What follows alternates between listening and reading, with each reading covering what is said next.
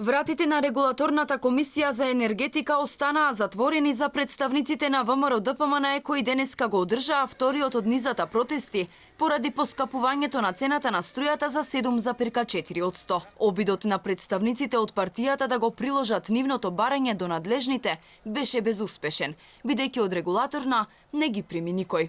Ние денеска дојдовме до регулаторната комисија. Јас подоцна ќе ви дадам едно видео да видите како не пречекаа со затворени врати. Никој не ни отвори вратата за да го поднесеме ова барање до нив. Бараме да се врати цената. А исто така бараме да си поднесат оставка сите членови на регулаторната комисија, се разбира на чело со претседател. 20 возила ја блокираа крстосницата кај регулаторна. Изразија револт кон институциите, бидејќи како што велат, во време на голема сиромаштија ги покачиле тековните трошоци на граѓаните. Поскапувањето на цената на струјата не значи ништо за тие кои крадеа пари од државата, вели генералниот секретар на ВМРО ДПМН Игор Јанушев, коментирајќи ја изјавата на премиерот Зоран Заев дека цената и со поскапувањето била поевтина од онаа во времето пред 2017 година.